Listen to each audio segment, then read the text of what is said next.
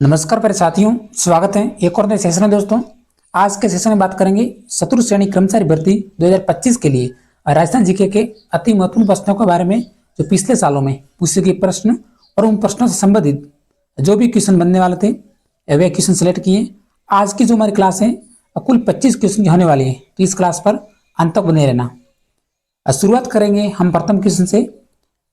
पृथ्वीराज विजय रचना के रचनाकार है। पृथ्वीराज विजय ऑप्शन नंबर दे रखे हैं चंद्रबरदाई, जियानक, सोमदेव और पृथ्वीराज राठौड़। जल्दी से आपको आंसर बताना है और संबंधित क्वेश्चन भी आपको बताने वाला हूं। हम लोग करेंगे ऑप्शन नंबर बी को, जियानक, जो कि हमारा राइट आंसर है। पृथ्वीराज विजय इसके जो रचनाकार है वो है हमारे जियानक। उसके बाद है राजस्थानी शब्दकोश, तो सीताराम लालस, वंश भास्कर और वीर सच्चाई इस ग्रंथ के जो रचनाकार हैं वो है सूर्यमल भीषण। उसके बाद है धरती दोहरारी, तो इसके जो रचनाकार हैं वो है कन्हैयालाल सेठिया। ये क्वेश्चन पटवारी एग्जाम्स 2025 में सेकंड शिफ्ट में पूछा गया है, धरती दोहरारी। आपको भी याद रखना है। कुल 4 क्वेश्चन है बन सकते हैं एग्जाम्स में। अगला क्वेश्चन देखेंगे, क्वेश्चन नंबर 2 है। क्वेश्चन नंबर 3 है हमारा,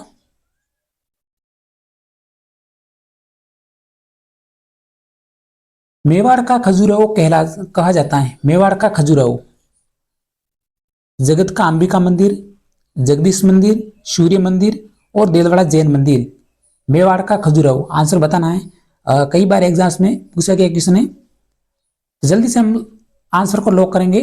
वो है हमारा ऑप्शन नंबर ए, जगत का अंबिका मंदिर। इस मंदिर को साथियों कहा गया है मेवाड़ का खजुराहो, यानी उदयपुर जिले में स्थित है जगत का अंबिका मंदिर। नेक्स्ट क्वेश्चन है हमारा कि बेसरी आभूषण पहना जाता है। बेसरी आभूषण अब महिलाओं में कहाँ पर पहना जाता है? कान में, पैर में, गले में या फिर नाक में। बेसरी आभूषण आपने भी नाम सुना होगा। जल्दी से आपको आंसर बताना है, तो हम लोग करेंगे ऑप्शन नंबर बी को। हमारा राइट आंसर है पैर में। बेसरी आभूषण है जो पैर में पहना जाता है, वो कहते हैं पैर के अंगूठे में। उसके बाद सिर, तो सिर पे आपको 2 आभूषण याद रखने हैं, रखड़ी और बोर। ये 2 मुख्य आभूषण हैं जो कि सिर पे पहने जाते हैं। इसके अलावा और भी हैं, जैसे रखड़ी, बोर, सिसफुल, टिकड़ा और मेहमद। ये मुख्य आभूषण होते हैं जो कि सिर पे पहने जाते हैं। उसके बाद एक कान, तो कान के 2 मुख्य आभूषण याद रखना, सुरीलिया और बाली। उसके बाद दांत, तो दांतों में जो ये 2 आभूषण है, ये तो कई बार एग्जाम्स में पूछे गए। लगभग पटवारी एग्जाम्स में भी ये रखन आभूषण का क्वेश्चन आया था सेकंड शिफ्ट में। तो दांतों के जो मुख्य 2 ही आभूषण है, एक तो चूंप है, दूसरा रखन है। आपको याद रखना है क्योंकि ऑप्शन में भी आ सकते हैं। उसके बाद एक कलाई, तो कलाई पे जो आभूषण पहने जाते हैं वो पहने जाते हैं गोखरू और गजरा। तो जो भी मैंने कुछ 4 से 5 आभूषण थे वो मैंने अलग से बता दिए। अब देखेंगे अगला क्वेश्चन। क्वेश्चन है हमारा, सोटी तीज कब मनाई जाती है? सोटी तीज, एक होता है बड़ी तीज, एक होता है सोटी तीज। 2 तीज आपको याद रखनी है। भाद्रपद कृष्ण तृतीया, श्रावण शुक्ल तृतीया, वैशाख कृष्ण तृतीया, आश्विन शुक्ल दशमी, सोटी तीज। इसी दिन से जयपुर में तीज का मेला भरता है और त्योहारों का आगमन भी इसी दिन से होता है। राजस्थान त्योहारों का आगमन सोटी तीज से होता है। तो इसकी जो तिथि होती है वो होता है श्रावण शुक्ल तृतीया। ऑप्शन नंबर बी को हम लॉक करेंगे। हमारा राइट आंसर है श्रावण शुक्ल तृतीया। अभी आपको जो भी क्वेश्चन बता रहा हूं यही आपको याद रखने, बाकी अलग से ज्यादा जानकारी नहीं बता रहा हूं। क्वेश्चन नंबर 6, मूमल किस चित्रकला शैली का प्रमुख चित्र है? मूमल, आपने करंट अफेयर देखी होगी। मूमल की शानदार आती है, वैसे कहे तो 2 महीने की आती है। तो लगभग आपको यही सुझाव दूंगा कि चतुर्थ श्रेणी कर्मचारी भर्ती हो, राजस्थान का अन्य कोई भी भर्ती हो, तो उसमें मूमल करंट अफेयर जरूर पढ़े। बाकी यूट्यूब के भरोसे नहीं रहे, जो भी करंट अफेयर के डेली रोजाना वीडियो आते हैं उसके भरोसे नहीं रहे। मूमल, तो हम लॉक करेंगे ऑप्शन नंबर सी को, जैसलमेर जिला। हमारा राइट आंसर है option number C. Next question, जो भी अभ्यर्थी चतुर्थ श्रेणी कर्मचारी भर्ती के हैं तो क्लास को लाइक जरूर करें और अपने दोस्तों को शेयर भी जरूर करें। थाकना शैली का संबंध किस नृत्य से है? थाकना शैली अग्नि नृत्य से, ढोल नृत्य से, गीदड़ नृत्य से या फिर चंग नृत्य से? अग्नि नृत्य,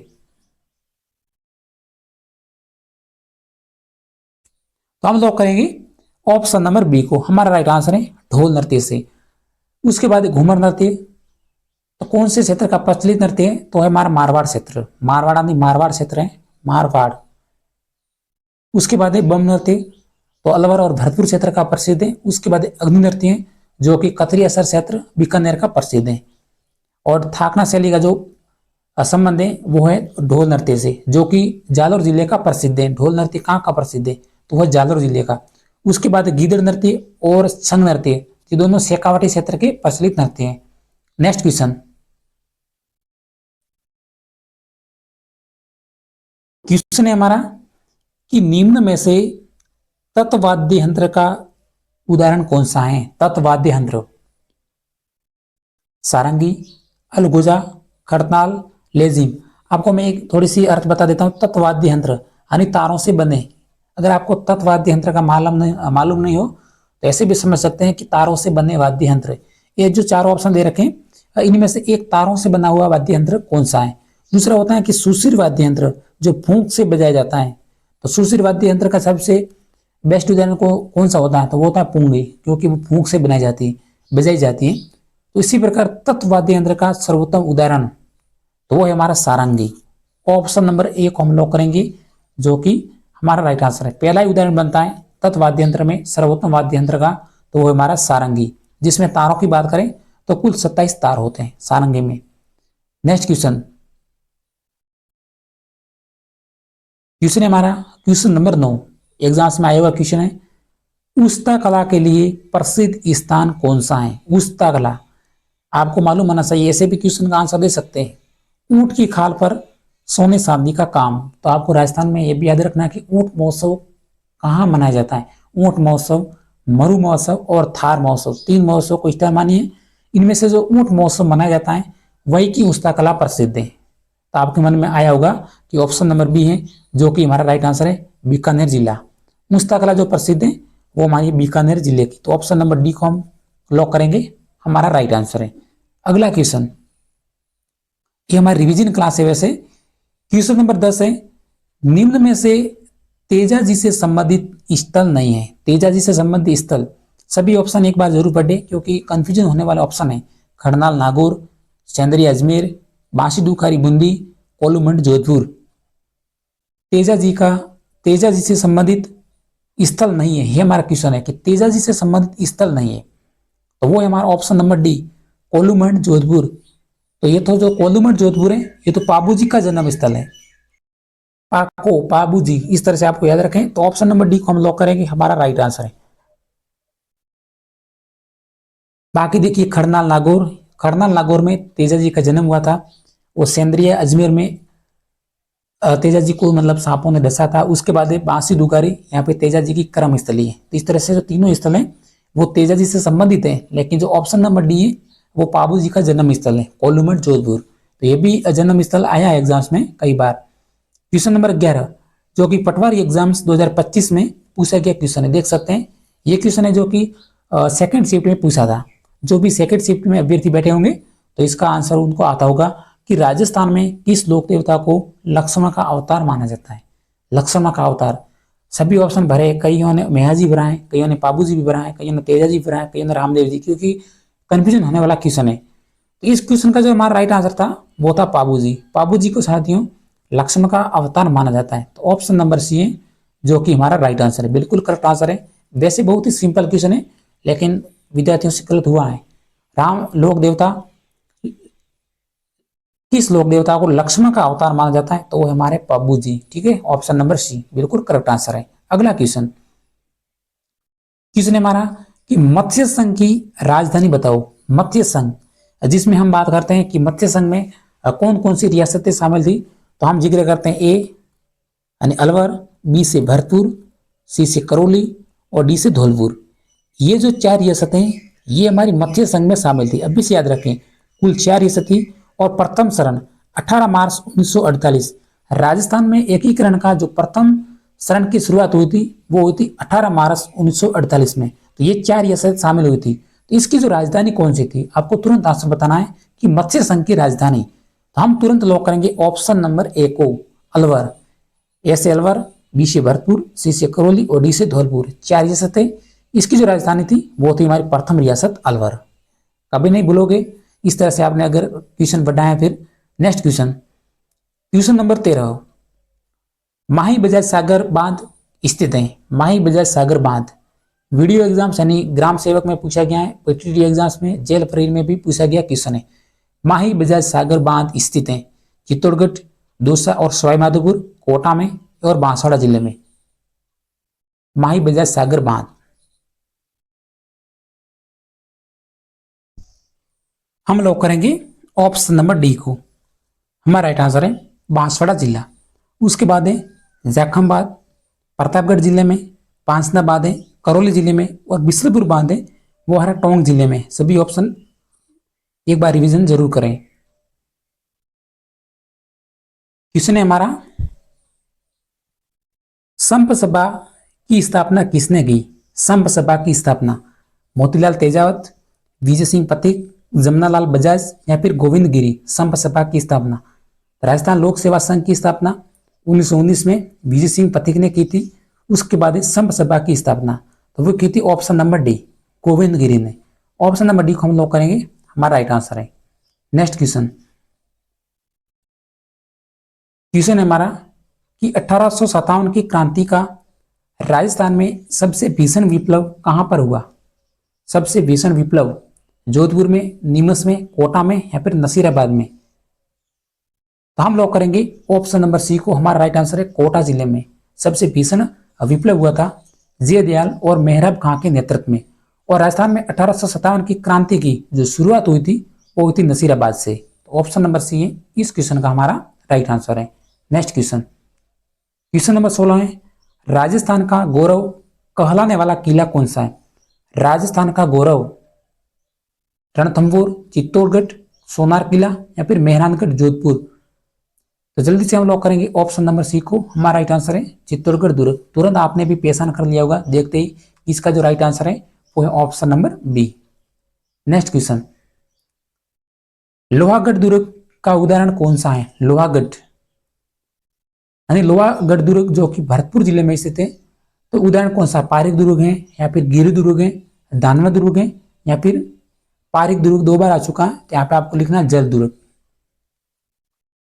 लोहागढ़ दुर्ग। तो हम लोग करेंगे ऑप्शन नंबर ए को, हमारा राइट आंसर है पारीक दुर्ग। लोहागढ़ भरतपुर का जो किला है या फिर दुर्ग है, यह एक हमारा पारीक दुर्ग है, क्योंकि इस दुर्ग के चारों ओर पानी से भरी हुई गहरी खाई है और उसमें बना हुआ है लोहागढ़ दुर्ग। तो एक पारीक दुर्ग का उदाहरण है। बाकी गिरि दुर्ग, तो जो गिरि दुर्ग होते हैं तो उससे पर्वत पर बने होते हैं, जैसे चित्तौड़गढ़। चित्तौड़गढ़ एक हमारा गिरि दुर्ग है क्योंकि उससे पहाड़ों पर बना हुआ है। उसके बाद धानवन दुर्ग, तो जैसे सोनार किला जैसलमेर, तो ये हमारा धानवन दुर्ग का उदाहरण है क्योंकि ये मरुस्थल में बना हुआ है और रेतीले टीलों पे बना हुआ दुर्ग है, तो हमारा धानवन दुर्ग का उदाहरण है। उसके बाद जल दुर्ग। जल दुर्ग को आप कभी मत भूलना। राजस्थान में जल दुर्ग का सबसे महत्वपूर्ण उदाहरण कौन सा है? तो वह देख सकते हैं जल दुर्ग यानी जल से घिरा हुआ। इसका जो उदाहरण है वो है गागरोन दुर्ग, जो कि झालावाड़ जिले में स्थित है। एग्जाम्स में जल दुर्ग का क्वेश्चन आता है तो उसका जो उदाहरण बनता है वो है गागरोन किला। जो भी अलग थी जानकारी थी बताने की पूरी कोशिश की है। Next question, question number 18, Akbar के नवरत्नों में शामिल राजपूत जिसे उन्होंने सर्वोच्च 7,000 की मनसब प्रदान की थी, कौन थे राजपूत जिनको अकबर ने 7,000 मनसब प्रदान की थी? राजा भारमल, भगवंत दास, मान सिंह या फिर राय सिंह। अकबर के सबसे करीबी मित्र कौन थे? तो वो थे मान सिंह। बहुत युद्ध लड़े मान सिंह ने। वो ऑप्शन नंबर सी बिल्कुल करेक्ट आंसर है। नेक्स्ट क्वेश्चन, हवा महल का निर्माण करवाया था। हवा महल 5 मंजिला इमारत है, इसका निर्माण किसने करवाया था? तुरंत आंसर बताइए। हम लोग करेंगे ऑप्शन नंबर ए को, हमारा राइट आंसर है प्रताप सिंह ने। हवा महल का जो निर्माण कराया था वो करा था सवाई प्रताप सिंह ने। नेक्स्ट क्वेश्चन, किस प्रतिहार राजा के काल में ग्वालियर प्रशस्ति की रचना हुई? ग्वालियर प्रशस्ति मीरभोज, महिपाल, महिपाल द्वितीय या फिर नागभट्ट प्रथम। ये ऑप्शन हमेशा एग्जाम्स में आते हैं। नागभट्ट प्रथम तो कई बार एग्जाम्स में पूछा गया क्वेश्चन है, ऑप्शन में हमेशा आता है। ये जोधपुर मंडोर के जो प्रतिहार वंश के इसके क्वेश्चन एग्जाम्स में बनते हैं। तो किस प्रतिहार राजा के काल में ग्वालियर प्रशस्ति की रचना हुई? तो वो थे मिहिर भोज। ऑप्शन नंबर ए जो कि हमारा राइट आंसर है मिहिर भोज। उसके बाद है नेक्स्ट क्वेश्चन, बैराट सभ्यता किस नदी के किनारे स्थित है? बैराट, बैराट और कालीबंगा याद रखिए। तो बैराट सभ्यता किस नदी के किनारे स्थित है? सरस्वती, बाणगंगा, आयर नदी या फिर कांतली नदी? तो बैराट, बैराट ने नाम आते ही आपके मन में जयपुर आना चाहिए, बैराट। तो हम लॉक करेंगे ऑप्शन नंबर बी को, बाणगंगा नदी के किनारे। ऑप्शन नंबर बी है जो कि हम लॉक करेंगे, हमारा राइट आंसर है। नेक्स्ट क्वेश्चन, देश की सबसे बड़ी सीसा जस्ता की खान राजस्थान में कहां पर स्थित है? देश की सबसे बड़ी सीसा जस्ता की खान राजस्थान में कहां पर स्थित है? तो वह जावर उदयपुर में। ऑप्शन नंबर डी को हम लॉक करेंगे, हमारा राइट आंसर है। उसके बाद टंगस्टन की खान जो कि नागौर जिले में, लोहस की खान है जो कि जयपुर जिले में, और फेल्सपार की जो खान है वो हमारे अजमेर जिले में, और तांबा की खान है वो है केतरी झुंझुनू जिले में। सबसे बड़ी बड़ी खानें हैं। 4 क्वेश्चन और एक 22वां क्वेश्चन, कुल 5 क्वेश्चन बन रहे हैं इस टॉपिक से रिलेटेड। तो सीसा जस्ता की खान पूछा गया था, तो वो है जावर खान उदयपुर जिले में। नेक्स्ट क्वेश्चन, राजस्थान में सागवान के वन किन जिलों में मिलते हैं? थोड़ा सा हार्ड क्वेश्चन हो सकता है आपके लिए। राजस्थान में सागवान के वन, सिरोही पाली, बारा बांसवाड़ा, राजसमंद भीलवाड़ा या फिर सिरोही जालोर? सागवान के वन, कुल वनों की बात करें तो 7% है राजस्थान में, तो वो है हमारा बांसवाड़ा जिला, सुखाए और बारा जिला। तो ऑप्शन नंबर बी है हमारा राइट आंसर है। राजस्थान में जो सागवान के वन है वो मिलते हैं बारा और बांसवाड़ा जिले में। इसके उदाहरण देखें तो है बरगद है, आम है, तेंदुए, ये सागवान वन के अंतर्गत आते हैं। तो ऑप्शन नंबर बी। क्वेश्चन है हमारा कि होहोबा क्या है? होहोबा और जोजोबा नाम भले ही आपने पहली बार सुना होगा या फिर कई बार सुना है, लेकिन एग्जाम्स में पूछा गया क्वेश्चन है, किसी एग्जाम्स में सूखा नहीं है क्वेश्चन। होहोबा क्या है? एक आयुर्वेदिक औषधि, एक तिलहन की फसल, आदिवासियों का एक आभूषण या फिर पारसी धर्म का एक पवित्र स्थान?